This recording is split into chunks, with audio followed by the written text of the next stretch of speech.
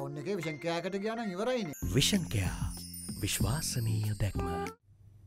Well, prominent business leader Kishu Gomes was officially appointed chairman of both Sri Lanka Tourism Promotion Bureau and Sri Lanka Tourism Development Authority this afternoon, an appointment that was expected earlier. The appointment of heads to key tourism bodies, which was originally scheduled to take place on the 29th of January, was put off due to a last-minute intervention by Prime Minister Ranil Wickremesinghe. Well, to discuss more, we've invited to our studios this prominent corporate leader who resigned from his long-standing career, a long stint at your previous place to take up. We didn't know what it was. I think the last question, last time I spoke to you during your resignation was why? What are you trying to do next? But first, welcome to Studio 24. Thank you. Thank you. We all wanted to know what your next step would be, and here you are, you've been appointed, but this appointment was expected on the 29th of January. We were all there, but alongside you there was another veteran industry personality who was to be appointed, but I suppose the Prime Minister changed his mind, and now you have been appointed a chairman of both these bodies. It's I think a new change to the industry itself, because we've been seeing two separate individuals heading these two bodies, Sri Lanka Tourism Development Authority and the Sri Lanka Promotion Bureau. Right. No, I mean, firstly, I'm excited about the opportunity. The reason why I stepped down from a multinational is to be able to better serve the country. And that's something I've been very, very, vocal about. And when this opportunity came my way, in fact, I should say that it's the industry that, basically approached me, who tested the waters. After I headed the Tourism Awards 2018, and then during that process, a lot of stakeholders got to know about what I think and what my vision is for the country, my abilities, all of that. So to cut a long story short, I mean, that was the turning point.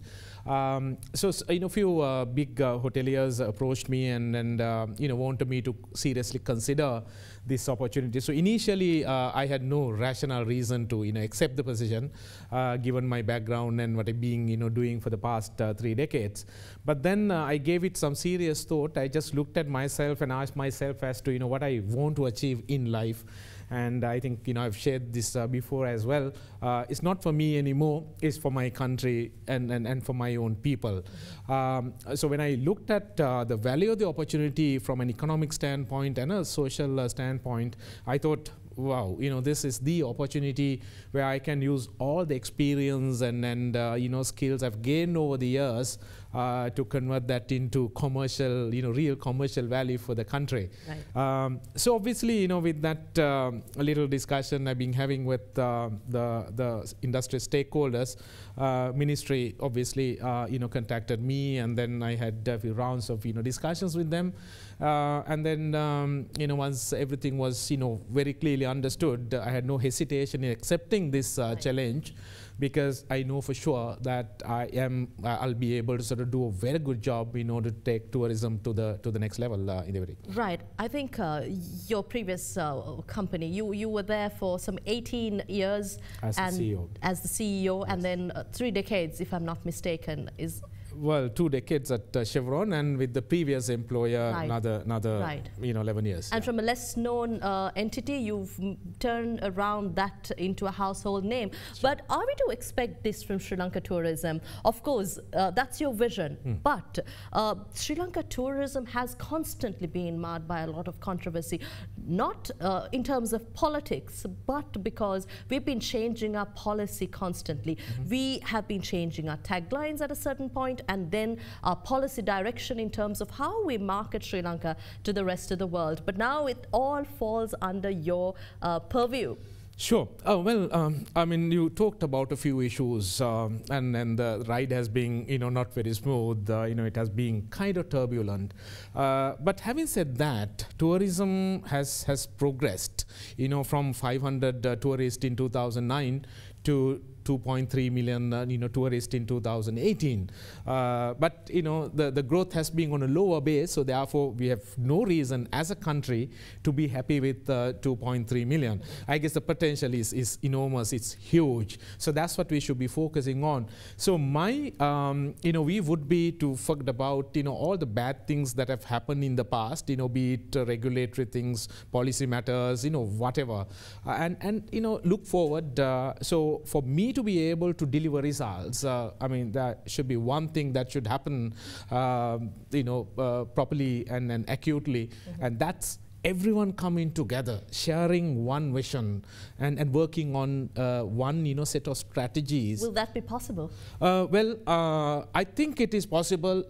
With your communication, everyone needs to understand as to what each one's role is, and what each one's role can finally achieve for the country. From a industry development standpoint, thereby growing the country's economy. So if you just pull in different directions, I don't think we'll be able to go anywhere, and finally it's the country that will get defeated. And I don't think any true Sri Lankan would want to see the country losing. I mean, all of us want the country to progress, and for 21.5 million people to have a positive impact on their lives.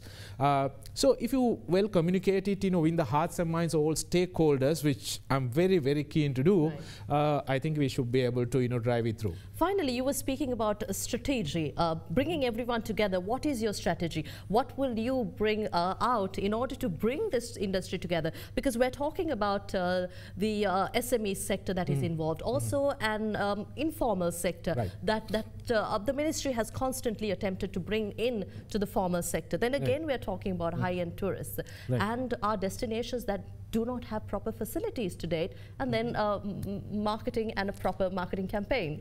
Right. So there are few issues which you got to iron out. But in terms of vision and strategy and execution plan, there is a blueprint, right? There is a strategic plan the minister has already put together, which was put together by a panel of experts, and that document very clearly explains as to where we are heading and how to head towards your goal. So that's there. So my role would be so you would stick to that. No, strategy. well, I will certainly take a look at it. Anything good that has delivered results, there will not be any rational reason to change. Right. So I will certainly together with my team drive that through. But at the same time, if there are areas where changes are needed, I will not be hesitant to make those changes again with the consent of all concerned. And then what are some of the new things that we got to sort of keep adding in order to sort of elevate the level, and those would be added on as well. So it would be, in my view at this point of time, a refreshed plan, right, and then that would be my short term. And when it comes to medium and long term, well, who knows? We will probably have a plan, that can take us to 5 million, 6 million, level of tourists over the next couple of years' time. Right, on that positive note, I wish you all the very best to drive Sri Lanka Tourism towards that goal. Thank you for joining us here on First at 9.